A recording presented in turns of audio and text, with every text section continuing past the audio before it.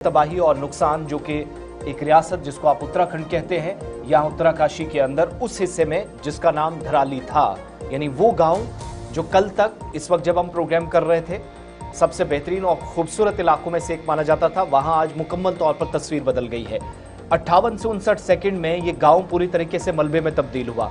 4 लोगों की मौत हुई। बादल फटने के बाद सैलाबी रेला आया और अभी तक मरने वालों की तादाद या जो ऑफिशियल कंफर्मेशन है वो 4 बताई गई है, जबकि 100 से ज्यादा अफराद लापता हुए हैं, जिनमें फौजी जवान भी है, इस तरह की कंफर्मेशन है, जबकि रेस्क्यू ऑपरेशन जारी है। पहले सैलाब आया बादल फटने के बाद और उसके बाद मजीद जो सैलाबी रेला था या फिर मलबा था वो भी इस गांव के एक बड़े हिस्से को अपने साथ बहा कर लेकर चला गया। 20 से 25 होटल और इसके अलावा होम स्टे तबाह हुए हैं, क्योंकि अहम तरीन यात्रा का एक पड़ाव भी ये माना जाता है। और धराली में बादल फटने से जो तबाही हुई उसके मनाजिर तस्वीरें आपके सामने बात की। और खीरगंगा नाम का पूरा गांव सैलाब में मुकम्मल तौर पर तबाह हो गया है और चीखो पुकार इस गांव के अंदर कल इस सारी सूरत हाल के बाद देखी गई। और जो भी अमलाक था, जो थोड़ा बहुत बचा भी, उसकी सूरत हाल ये। और ये कुछ लोग या कुछ जिंदगियां जो खुद इस वक्त यहाँ बचे, और ये आप मौजज़ाती तौर पर चंद एक लोग जो यहाँ से निकल आए, इस तबाही से बाहर निकले, आप ये कह सकते हैं कि ये अपने आप में एक मौजज़ा है।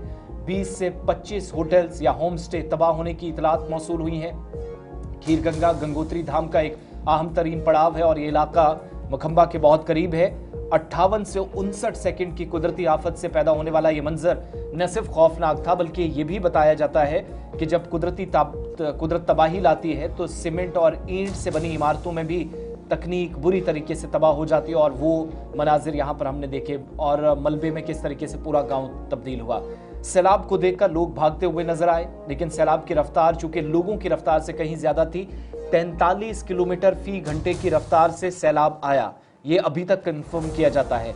जिसने तबाही का ये मंजर देखा उसके दिल में खौफ है और ये मंजर लोगों के जहनों से शायद निकलने के लिए अब आप कहेंगे कि निकल जाए, ऐसा बहुत कम लगता है। और ये जो कि धराली दरियाए गंगा के किनारे पर वाक़ तकरीबन जो समुद्री सतह से 2700 मीटर की बुलंदी पर वाक़ हिस्सा है और हिमालय की गोद में वाक़ होने की वजह से ये सयाहों या अकीदतमंद या जो श्रद्धालु हैं उनकी तवज्जो का मरकज़ भी बना रहा है और खूबसूरत तरीन इलाकों में से एक भी रहा है। रेस्क्यू टीमें जो कल ही मौके पर पहुंचा दी गई, गृह मंत्रालय की तरफ से, होम मिनिस्ट्री की तरफ से भी कल ही बता दिया गया था कि 4 टीमें सेंटर ने भी भेज दी हैं। मलबे तले जो दबे लोग थे उनको निकालना शुरू कर दिया, लेकिन मौसम बदस्तूर खतरनाक है, ख़राब है, इसकी वजह से रेस्क्यू बिल्कुल भी आसान नहीं है। सड़कें जो आसपास थी, राब्ता सड़कें जो कई किलोमीटर दूर तक इस इलाके को कनेक्ट करती थी, वो मुकम्मल तौर पर तबाह हुई हैं। और इसके अलावा फौज, एसडीआरएफ, एनडीआरएफ, आईटीबीपी और पुलिस की टीमें मिलकर इमदादी कार्रवाइयों में मुसलसल नजर आ रही हैं, क्यों मसरूफ हैं। हैरानकुन बात यह है कि बादल फटना सिर्फ धराली के खीरगंगा गांव में ही नहीं हुआ, बल्कि धराली में 3 मुख्तलिफ मकामात पर बादल फटे। हालात ऐसे हैं कि उत्तराखंड का ये उत्तरकाशी जिला कुदरत के खौफनाक सानहे का सामना कर रहा है और केंद्र सरकार की भी, राज्य सरकार की भी लगातार जिन लोगों को किसी न किसी तरीके से बचाया जा सकता है और कुछ लोग जो बह गए हैं या लापता हैं उनका फौरी तौर से पता लगाया जाए, एक प्राथमिकता, एक प्रायोरिटी ये भी है। और दूसरी बात ये कि धराली गंगोत्री धाम से 10 किलोमीटर दूर है, जो उत्तराखंड के उत्तरकाशी जिले में आता है। और इसके अलावा ये इलाका हर्षल में वाक़ इंडियन आर्मी कैंप से भी तकरीबन 4 किलोमीटर दूर है। दोपहर करीब 1:45 के बाद अचानक बादल फटने की आवाज़ आई और उसके बाद लोगों ने तबाही का मंजर देखा। लोगों को बचने तक का भी मौका बड़ा कम मिला। इस पर मजीद बात करते हैं। अरुण शर्मा जी हमें ज्वाइन कर रहे हैं, सीनियर सहाफ़ी हैं, तज्ज़ियाकार हैं, लगातार इस हालात पर नज़र बनाए हुए हैं। अरुण शर्मा जी, क्या इस वक्त सिचुएशन है, चूँकि 24 घंटे ऑलमोस्ट दोपहर होते होते हो जाएंगे, जिन लोगों की मौत हुई है, जो तबाही हुई है या जो लोग लापता है, आधिकारिक तौर पर क्या पुष्टि अभी तक हो पाई है धराली और आसपास के इलाकों में? देखिए, अभी स्थिति बहुत खराब है क्योंकि बारिश लगातार हो रही है जी। और कल जो मंजर हुआ है उसमें केवल धराली में बादल नहीं फटा, उसके अलावा 2 जगह और बादल फटा है और जिसकी वजह से जो हर्सिल में आर्मी कैंप है वो तबाह हो गया है। हर्सिल का जो हेलीपैड है वह झील बन गई है। और ये केवल जो धराली में जो हुआ वो अलग है, लेकिन जो हरसिल में हुआ 11 जवान बह गए थे, जिनमें से 2 को बचाया गया आर्मी के, और 9 अभी भी लापता है। और स्थिति यह है कि धराली में भी लगभग 50 लोग लापता है, और सारे के सारे जितने वहां मकान थे, जो कल तक आबाद कस्बा था, आज वो बिल्कुल वीरान हो गया है। मकानों का नामो निशान नहीं बचा है, और जो मकान बचे हैं वो मलबे के ढेर में दब गए हैं। ये स्थिति है। पूरा का पूरा बाजार, जहां लोग थे, होटल, होम स्टे, लगभग वहां 50 के करीब रिहायशी घर थे, और लगभग 650 वोटर थे इस कस्बे में, जो अभी हाल के पंचायत चुनाव हुए। लगभग 750 लोग वोटर थे, और वो सबके सब कुछ लोग बचा लिए गए, कुछ का अभी कोई पता नहीं है, लेकिन स्थिति बहुत भयावह है। और आर्मी ने कल जब हरसिल थे और आसपास के जो आर्मी के बेस कैंप हैं, उनको जब ये सूचना मिली, तो उन्होंने जो रेस्क्यू ऑपरेशन चलाया, लगभग 130 लोगों को उन्होंने बचाया है, और उनको या तो सुरक्षित जगह पे या आर्मी के जो अस्पताल है, झाला का है, भटवाड़ी का है, इन अस्पतालों में उन्हें रखकर उनको चिकित्सा सुविधा दी है। और उसके अलावा वहां बहुत प्राचीन एक मंदिर था कल्प केदार का, वो कल्प केदार का मंदिर भी नष्ट हो गया है, पूरी तरह तबाह हो गया है। यह बहुत बुरी स्थिति है, और ये माना जा रहा है कि केदारनाथ में जो जून के महीने में 2013 में आपदा आई थी, उसके बाद ये उत्तराखंड की सबसे भयानक आपदा है। हालांकि उससे पहले भी 1978 से या उससे पहले भी अक्सर बादल फटते रहे, झील बनती रही, लेकिन इतना ज्यादा नुकसान नहीं हुआ जितना इस बार हुआ है। अच्छा अरुण शर्मा जी, एक चीज और भी है, रिहायशी इलाका जिस तबाही, और एक पर्यटक स्थल आपने बताया कि वो गंगोत्री से कुछ ही किलोमीटर गंगोत्री राष्ट्रीय मार्ग पर है, और वो पूरी तरह वहां पर्यटक भी थे, स्थानीय लोग भी थे, बाजार में थे, होटल में थे, तो वो पूरा का पूरा तबाह हो गया। मुझे लगता है कि ये संख्या अभी जो लापता लोगों की है, क्योंकि वो पूरा इलाका दलदली हो गया, उसकी वजह से रेस्क्यू ऑपरेशन में भी बहुत दिक्कत आ रही है।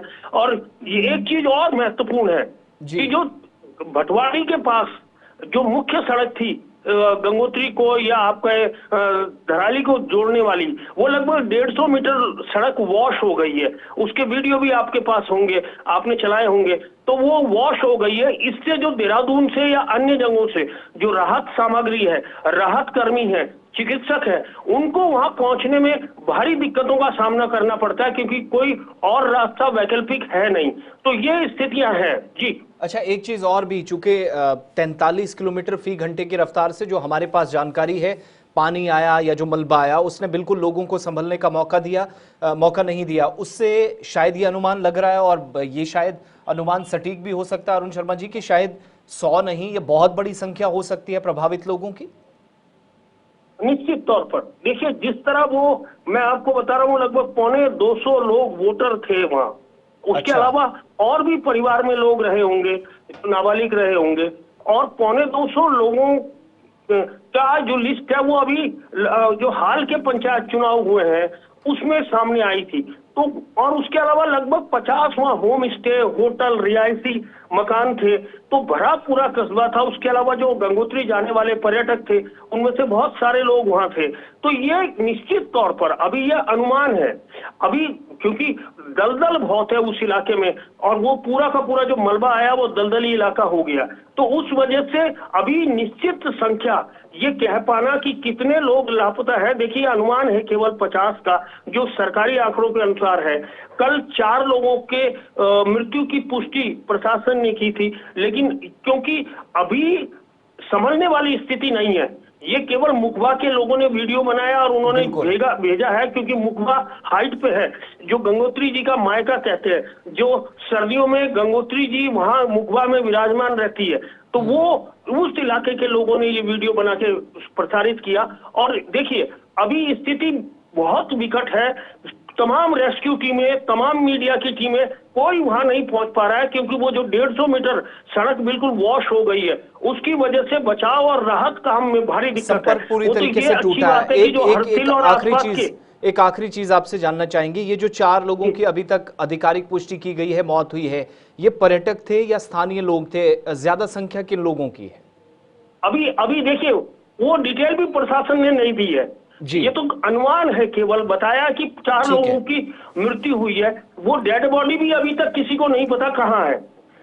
वो केवल ये हुआ होगा, किसी ने किसी को देखा होगा, क्योंकि एक गाड़ी भी हमने बैठे हुए देखी है, उस गाड़ी में लोग थे।